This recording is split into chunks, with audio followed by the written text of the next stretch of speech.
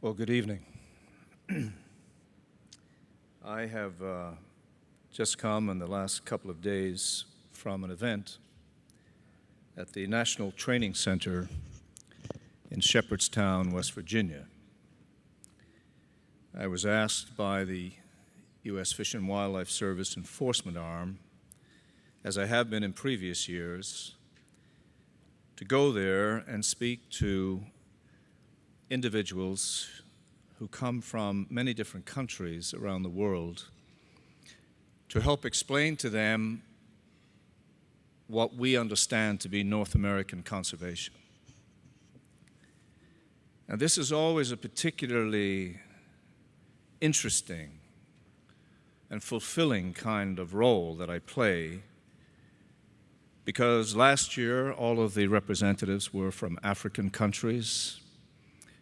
This year, all of the members, all of the enforcement individuals were from parts of Asia, Cambodia, Laos, Vietnam, Indonesia. And I get to see in their questions and in their yearnings for an effective conservation program in their countries, I get to see the great distance that we have placed between ourselves and so many other parts of the world who yearn to keep their wildlife with them. We have in this room, we have in this nation a more than 100-year history of building the most impressive, the most complicated, the most forceful, the most formidable, and the most successful system of wildlife conservation that the world has ever seen.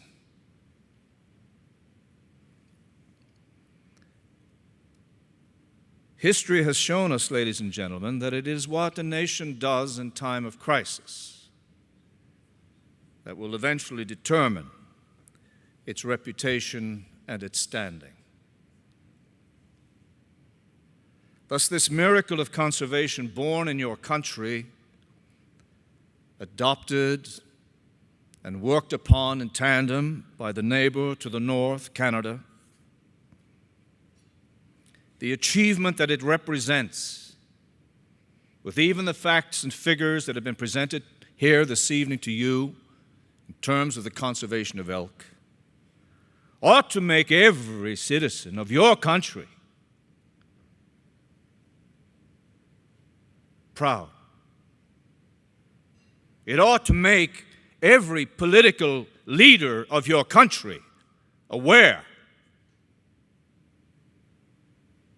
that wildlife and wildlife conservation is no sideshow, no political football. It is one of the main arterial drivers that determine what this nation is and stands for.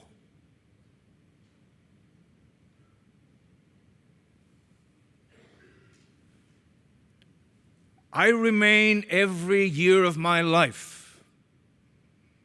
absolutely enthralled and mesmerized by what was accomplished here. To have pushed back the twilight of emptiness that was coming to the lands of America and Canada as a result of the slaughter of wildlife. A slaughter of wildlife that saw species as abundant as a passenger pigeon eliminated from the face of the earth when they once flew in flocks of billions. Do you know that when they would pass overhead, people would fall to their knees, believing that the end of the world had come because of the power of the wind, because of the darkness that would descend as they eliminated the light of the sun and the sights of the sky.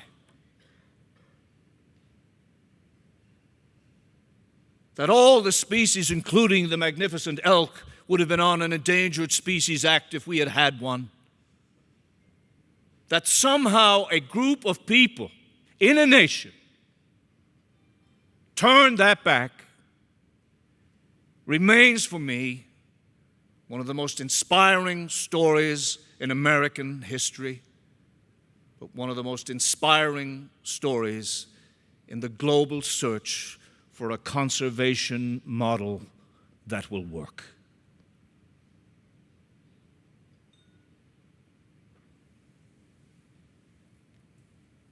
It is like so much that has done here.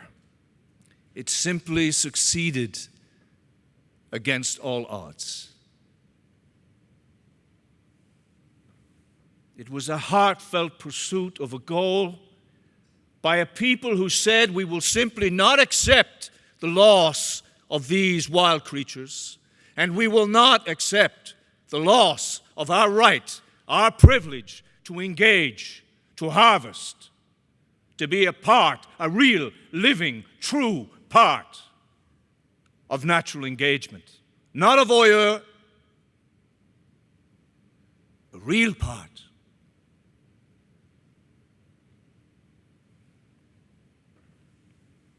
And this, of course, represented a great turn in the road for hunting. There was a hunting, of course, that went on. Market hunting was destroying these species. We developed a turn in the road for hunting and created the hunting that you stand for, that your organization stands for, that I stand for, that millions of Americans and Canadians stand for. The legal, selective harvest of wildlife in a renewable manner that brings innumerable benefits to all of us in society. And yet, ladies and gentlemen, keeps them, the great wild others, in abundance on the land and in the waters of our nations.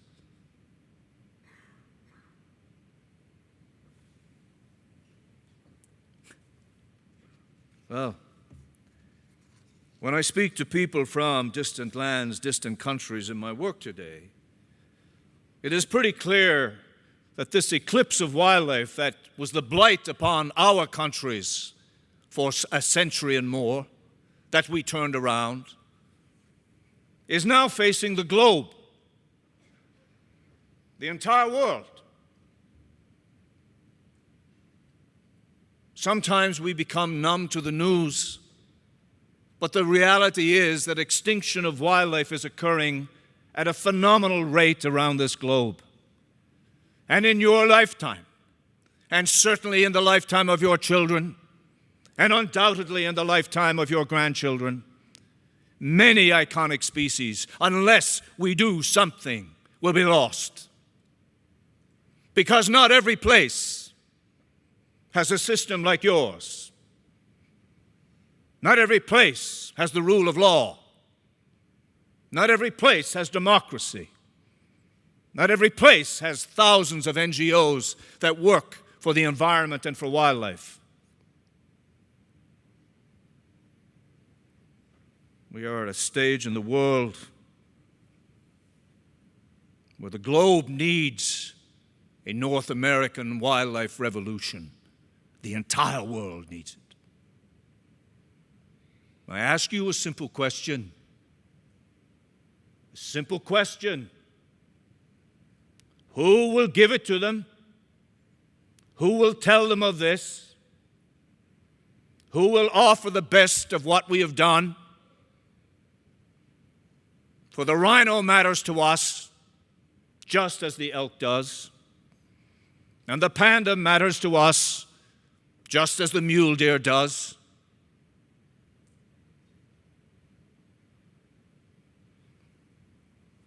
Great achievements, ladies and gentlemen, bring great responsibility.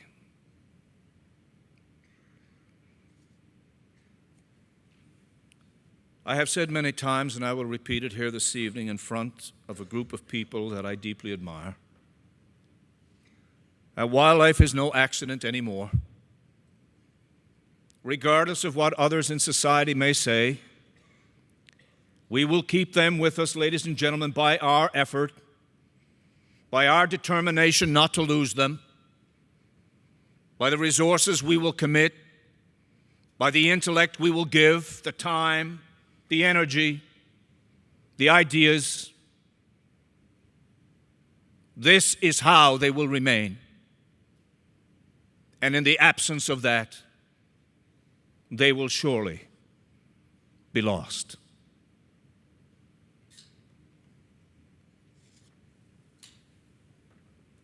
We recognize, of course, that we live in times of great stress. Our North American model and our hunting traditions, they are seemingly under constant siege. And once more, how we react will determine our standing both at home and around the world. I would remind you, ladies and gentlemen, that in the rhetoric over hunting, in the rhetoric over the conservation of wildlife, we are not talking about saving a tradition as much as we are talking about saving the fabric of a people, the fabric of a nation.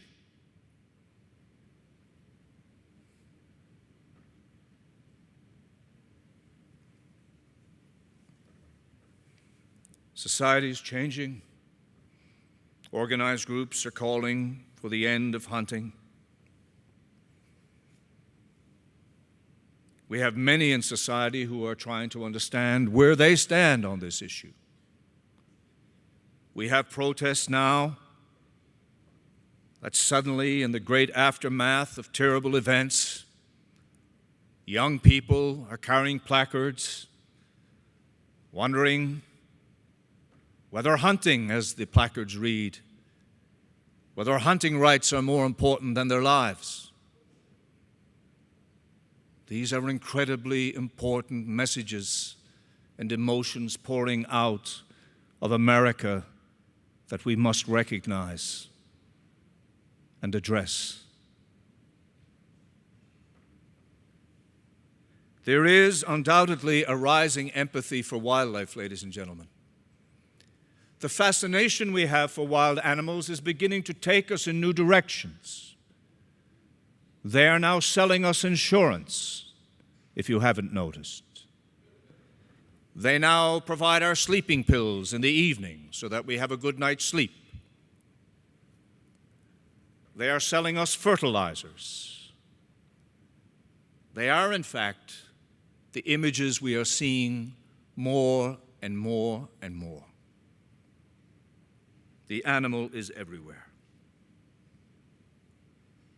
And what is being demanded of us now, more so than ever before, is society, all of society, not just extreme elements that demand the end of hunting, but more and more the broad stream of society that we must keep with us, are demanding that we show them that we care.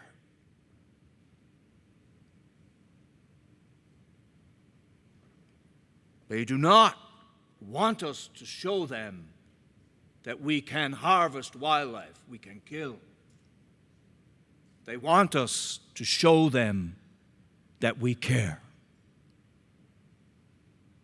As we do. But we have spent far too long hiding how much we care.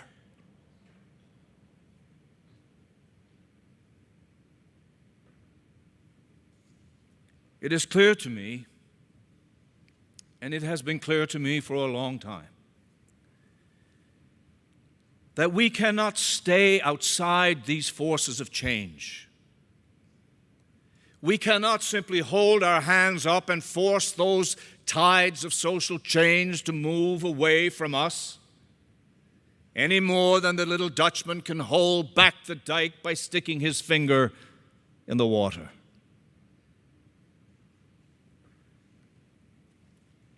And this raises the question of whether we can reposition hunting into the mainstream of society, something that a lot of people tell me is impossible to do. Well, I am here to tell one of the great partners that I am proud to be with, the Rocky Mountain Elk Foundation, that I do not believe it is impossible to do so at all.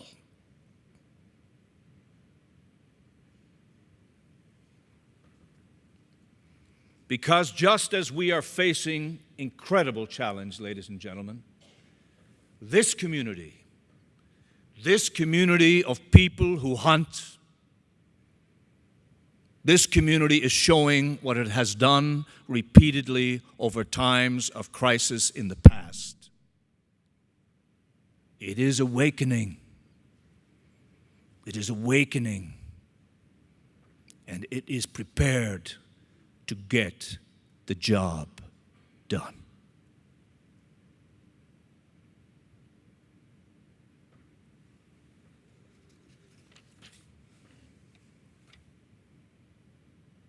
I have been searching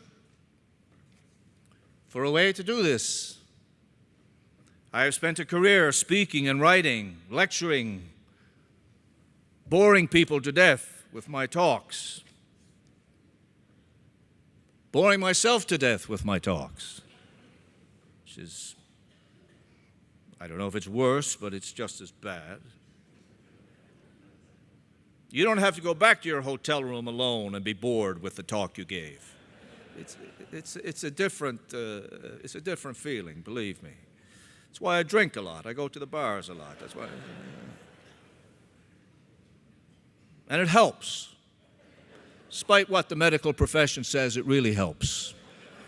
I recommend it. I do. I highly recommend it. But I have been searching for those things that will allow us to make a difference.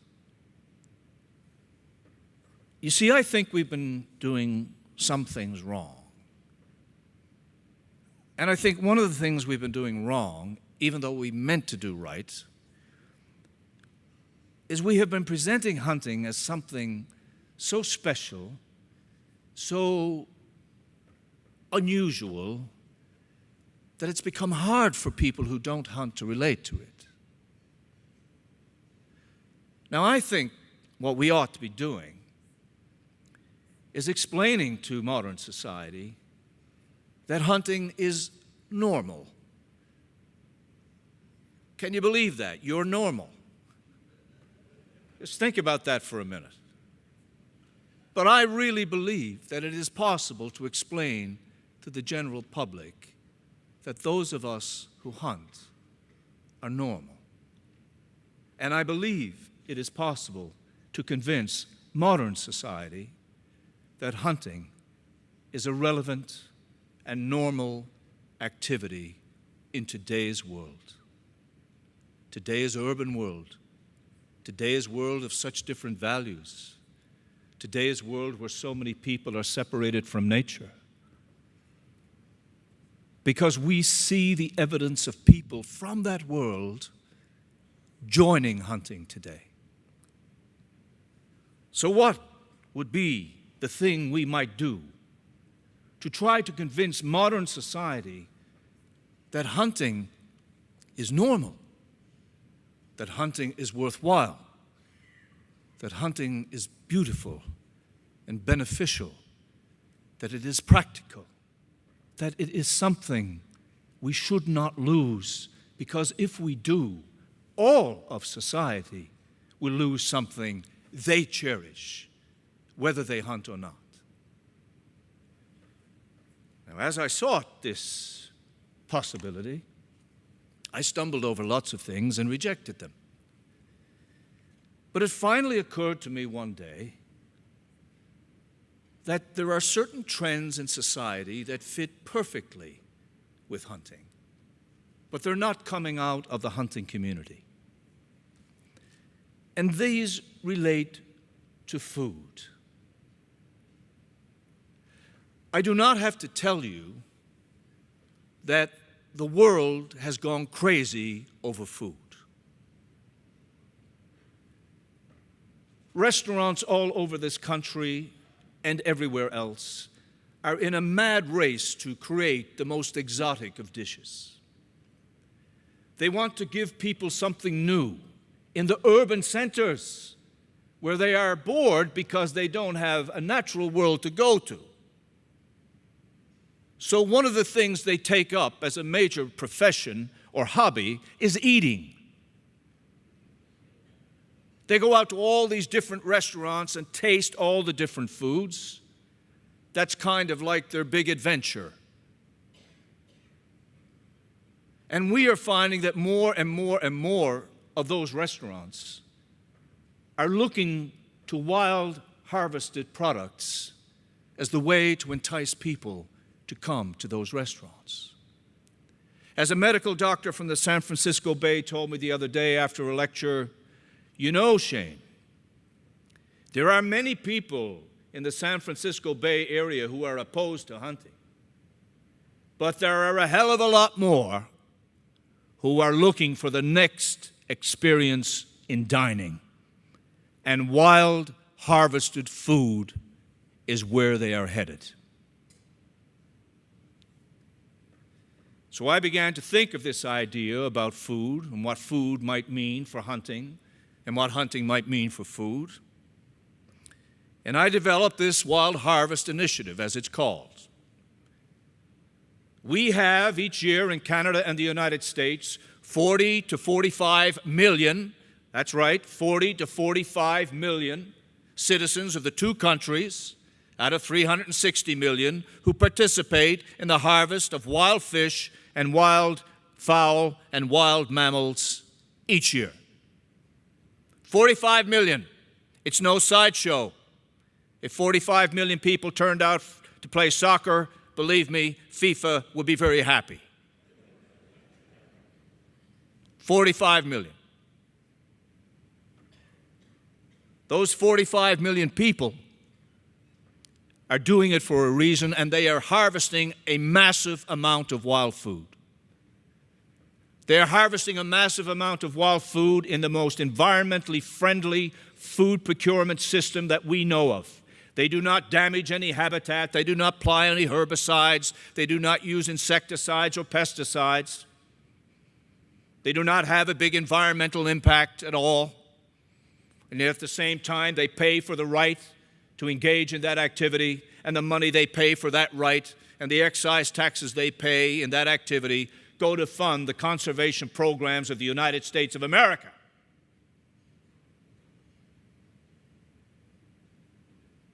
And the amount of food that they harvest is no sideshow either. We are talking billions of pounds of the finest quality food that a human being can consume. Proven scientifically, lower in fat, higher in omega-3s, higher in minerals, higher in vitamins. They are acquiring what the mainstream 3 earrings in the ear, 4 different color hair, 2 different socks is looking for as they go to the restaurants in San Francisco Bay.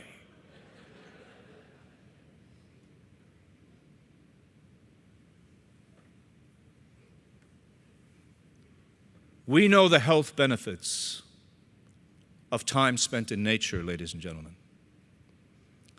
The medical and scientific evidence that demonstrates the benefits that come to us emotionally and physically from the fitness activity as well as just the emotional space of time spent in nature is well demonstrated. We know that our activity generates hundreds of thousands, over 500,000 jobs in rural America. We also know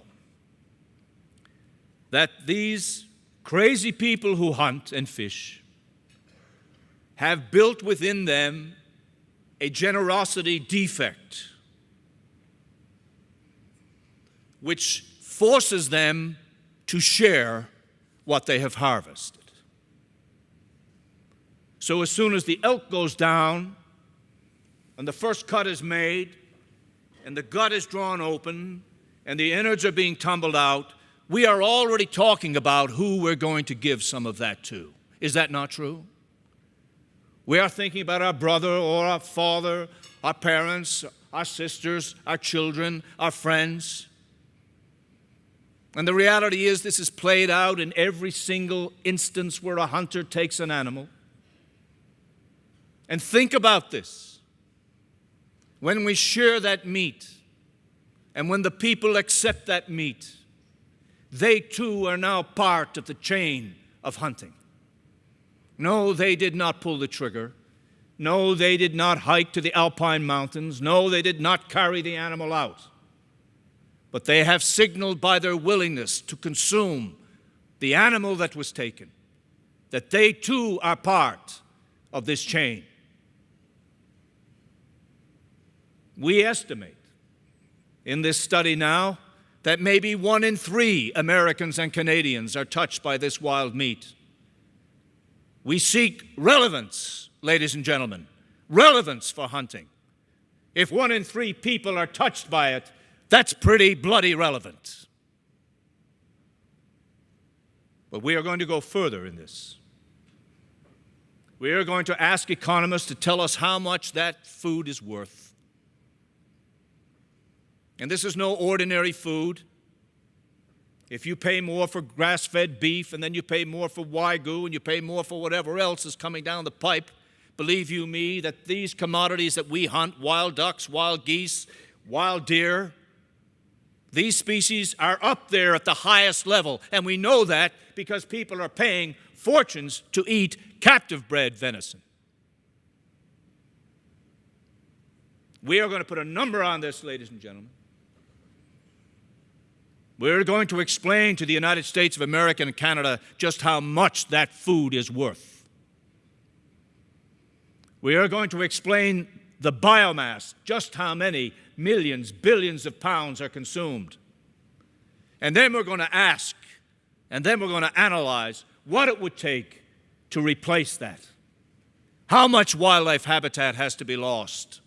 How much herbicide, how much pesticide, how much fertilizer has to be brought to bear to replace what you have been doing for generations, and that now even creators of Facebook want to be a part of. And people think we don't have a chance.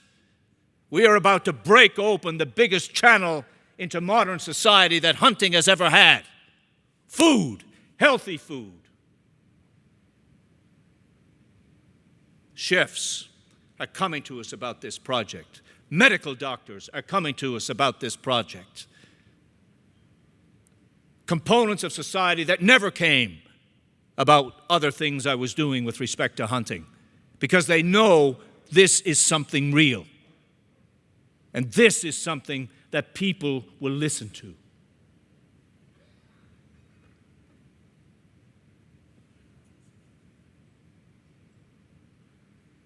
The generosity of people, the generosity of the American citizen is loved by America. The images that we can show of hunters sharing what they have harvested,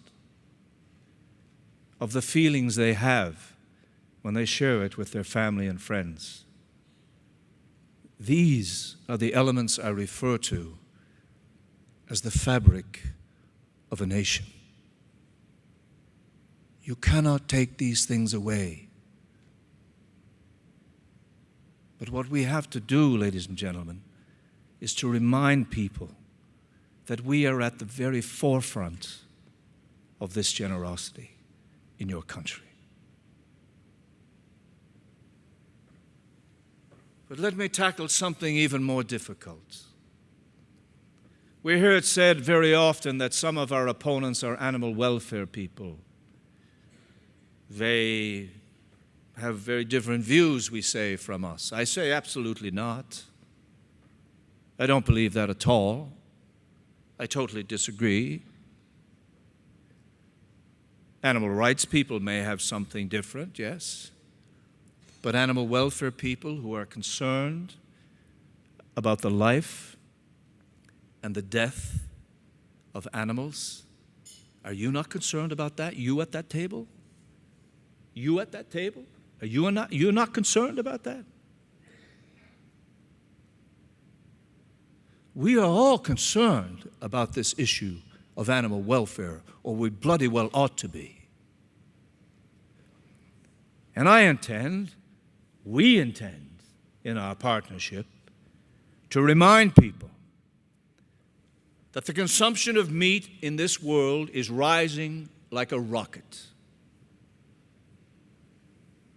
It is going up everywhere.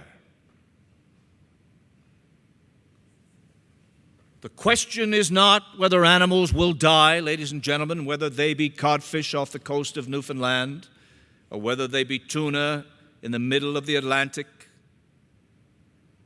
whether they be elk or cows or sheep. The question is not whether they will die in their millions and tens of millions and in the billions when we include fish, which are sentient creatures, every single year.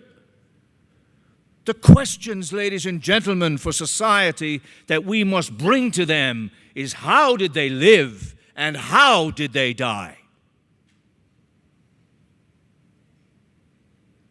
And we, the hunter, will be able to say in total truth, the animal that we fed upon this evening lived its life in total freedom,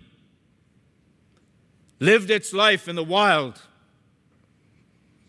on the landscapes, and in the circumstances to which it was born and adapted. It may have lived years, it may have lived decades, depending on the animal in question, but it lived a full, complete, natural life. And yes, it died.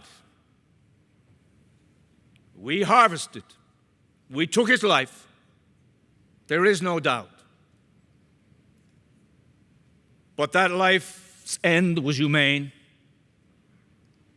That animal was not bottled up and corralled with hundreds and hundreds of its own kind, smelling and feeling the fare that comes under such circumstances.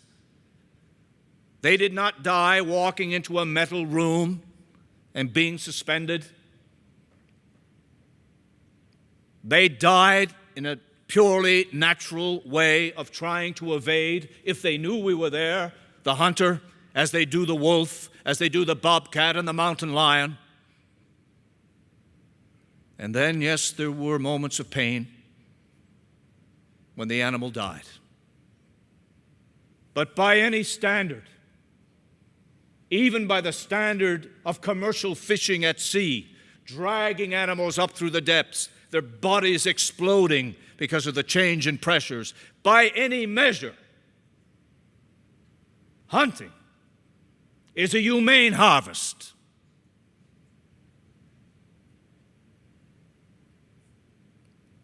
And we need no longer stay out of these debates.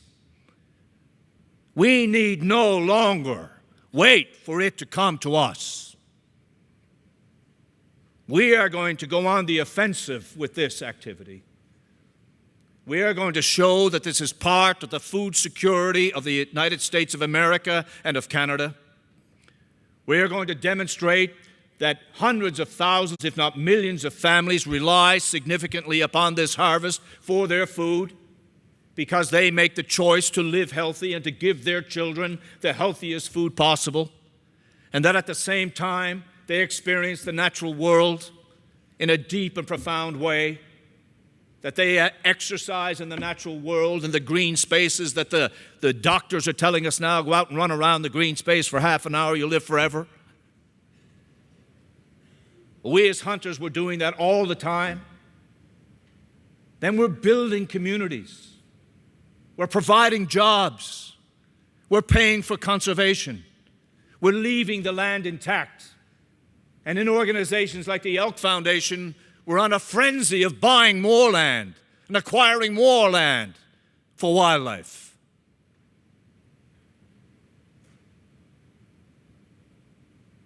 What is keeping us? What is keeping us from going on the offensive with something that is so crystal clear, so meaningful, so good? And if we want to think about recruiting hunters in today's world, ladies and gentlemen, I'm going to tell you something right now. We are not going to recruit them just because we allow them to hunt a year or two earlier. And we're not going to hunt them because we tell them about the stories when we grew up. Oh, when I grew up, in rural Newfoundland, you could carry a cannon to school on the bus. And, the good priest would bless you when you went in. A lovely cannon, my son. We're not going to convince him with that. No. That's our day. That's our day. We want something to speak to them in their terms, now. Go into a coffee shop. See the young men and women from 15 to 30. Look at the coffees they're drinking. You never even heard of them when you grow up. You don't even know what to order now, do you? They're the same way with food. They want these experiences, ladies and gentlemen. They want the novel. They want the new. They want the different. And for us, it may be normal. But for them, it's exotic.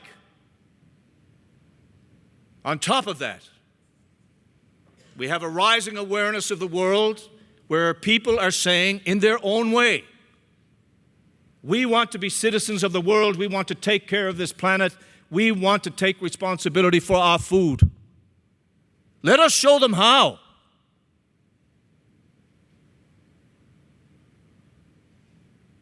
Chefs are the rock stars of the world. You take a man or woman now, you dress them up in white, you put a big hat on their head, all of a sudden, they're rock stars. People tell me, you want to make a lot of money, Shane, write a book. What kind of a book? A cookbook. It's true. That's actually what they've said to me. You want to make a lot of money writing a book? Write a cookbook. The television shows about people traveling the world, eating exotic things. Ladies and gentlemen, you have been participating for your whole life in the most environmentally sustainable food procurement system in the world. When have you ever heard hunting described like that before? Never.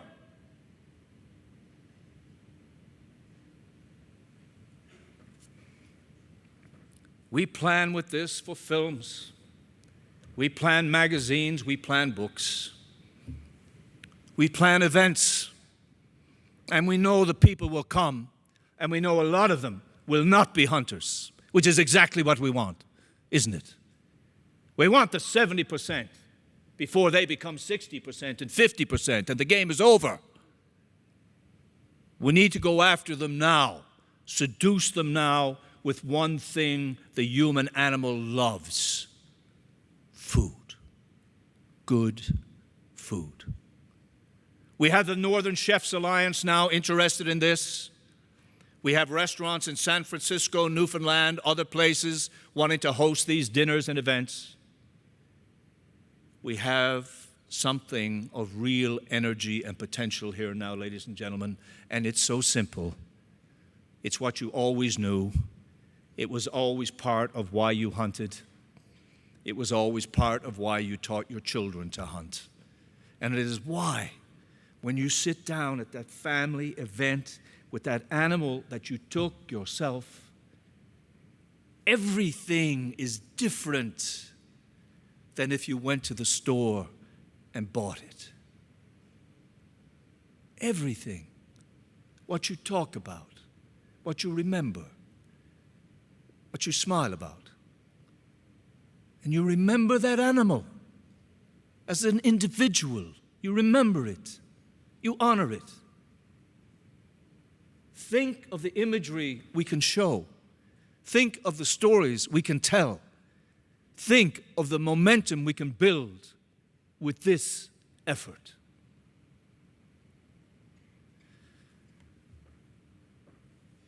The Rocky Mountain Elk Foundation, for the second time in my career, has done me the honor of becoming involved with me or having me become involved with them, however is the best way for me to say this. And let me tell you that I am very grateful for that opportunity. You know, some people ask me, why do I keep doing this? And I don't want to tell them that I'm no good at anything else, so I have to give them a better answer than that. And the better answer really is that I become inspired all the time. It will kill me because the energy I consume and the travel I do and the lifestyle I live will kill me earlier than I might otherwise have suffered that fate.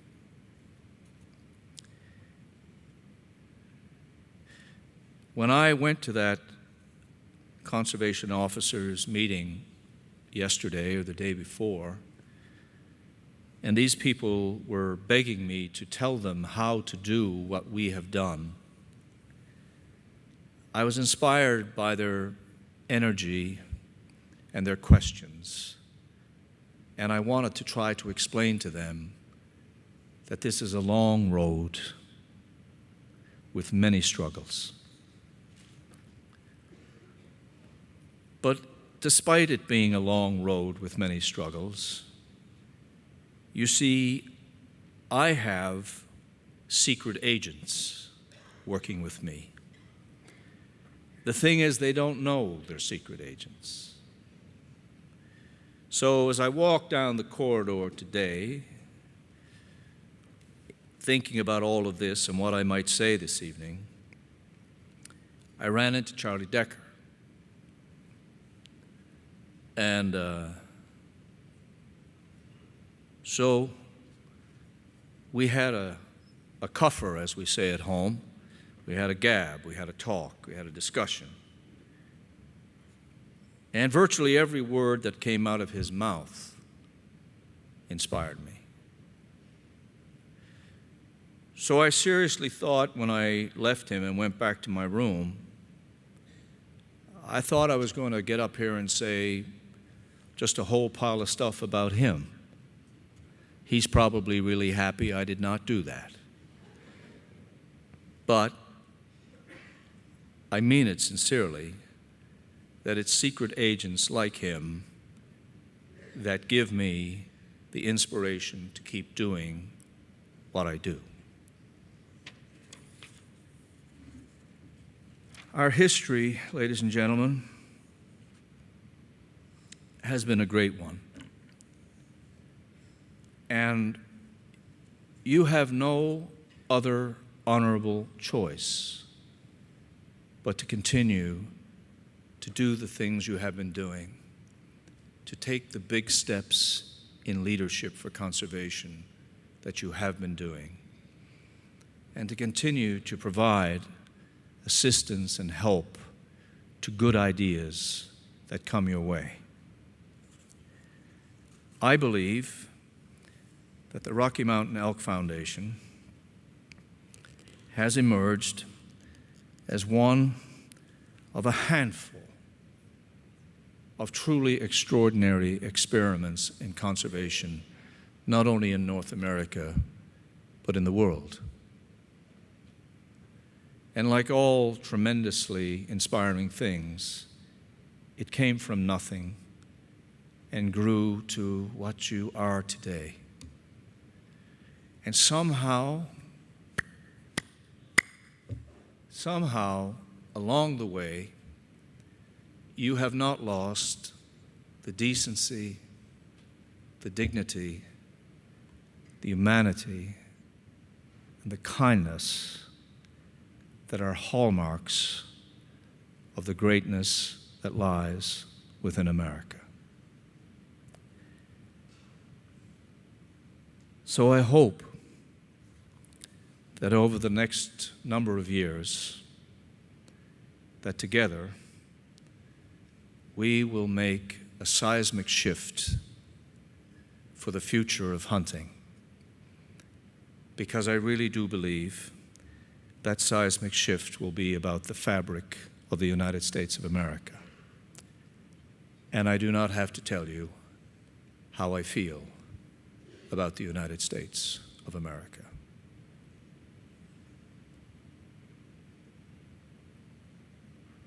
Thank you for having me with you.